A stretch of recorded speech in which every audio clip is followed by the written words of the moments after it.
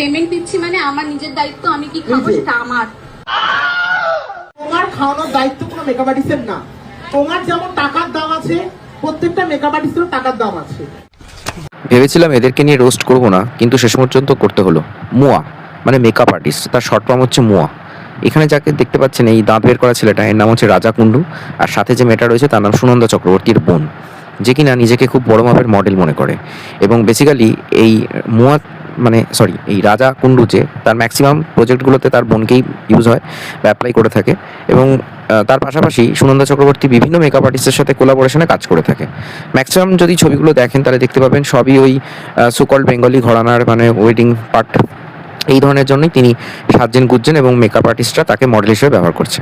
কিন্তু আমি অন্তত মডেল পক্ষে যা জানি সেটা অলরেডি দেখতে পেলেন, যারা ক্যাটওয়াক করে, যারা জিরো ফিগার অ্যাটলিস্ট কিছু একটা মেনটেন করে চলে। আমি বডি শেমিংয়ে যাচ্ছি না, কিন্তু এরকম ধেরে কাতলার মতো বা এই কাতলা মাছের পেটির মতো বা কুমড়োর মতো চেহারা নিয়ে কেউ মডেল হয় আমার অন্তত জানা ছিল না।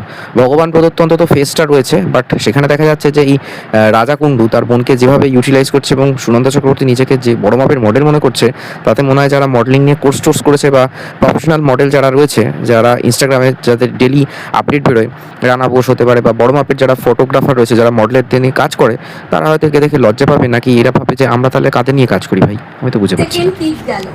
দ্বিতীয়ত ওয়েল গুড বিহেভিয়ার, আর তার আগে শুনে নিতে হবে তার কি কি বারণ আছে। সে প্রিন্ট না করতে পারে, সে কন্টাক্ট লেন্স না করতে পারে, এই সবগুলো আগে থেকে শুনে তারপরে মডেলকে বুক করা উচিত। সবার আগে মডেল বুক করার সঙ্গে সঙ্গে আমি 500 টাকা তোমাকে দিচ্ছি, মানে এই 500 টাকা আমার জীবনে অনেক। নিজে জ্ঞান আওড়াচ্ছে যে 40,000 টাকার প্রজেক্টে কাজ করে, মানে তাকে কেউ মডেল হিসেবে যদি অ্যাপয়েন্ট করে তাহলে সে 40,000 টাকা চার্জ করে, আর সে জ্ঞান দিচ্ছে যে যারা মডেল হিসেবে কাজ করছে তারা 500 টাকা দিয়ে কাজ করো। আর তার দাদা বলছে তাদের খাওয়ানোর খরচা কিন্তু মেকআপ আর্টিস্টের নয়, মানে মেকআপ আর্টিস্টরা তাদের যে কাজটা শো অফ করবে তার জন্য মডেলদের নেয়। দেখবেন মাঝে মধ্যে ফেসবুকে পোস্ট হয় যে আমি অমুক একটা প্রজেক্টের জন্য মেকআপ করবো এবং মডেল খুঁজছি, নন পেড মডেল চাই, আবার বলে দেয় মানে টাকা পয়সাও দেবে না।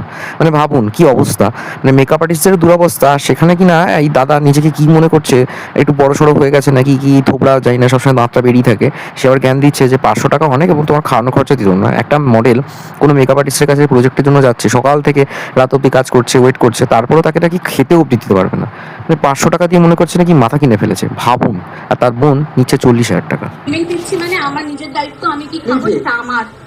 তোমাকে আমার সাথে কোলাবোরেশন করতেই। এই সুনন্দা চক্রবর্তী ফেসবুক বা ইনস্টাগ্রামে একটু বেশি পপুলার, মানে সোকল যেহেতু এই ফটোগ্রাফিগুলো ইনস্টাগ্রামে বেশি চলে, তো ন্যাচারালি ফটোগ্রাফি রিলেটেড কাজকর্মগুলো ইনস্টাগ্রামে শো হয় এবং ইনস্টাগ্রামে তার ফলোয়ারের সংখ্যা বেশি। সেখানে তার মিলিয়নের ওপর ফলোয়ার বা কোনো একটা পোস্ট করলে সেখানে মিলিয়নের ওপর ভিউ যাচ্ছে, আর সে জ্ঞান দাঁড়াচ্ছে যে তাকে কোলাবোরেশন করতেই হবে, সোশ্যাল মিডিয়াতে সে পোস্ট করবে, ট্যাগ করবে। অথচ যারা যারা মেকআপ আর্টিস্ট মানে সোকল্ড মুয়া যারা রয়েছে, সেটা ছেলে মেয়ে উভয়ই হতে পারে, তারাই বলছে যে আমার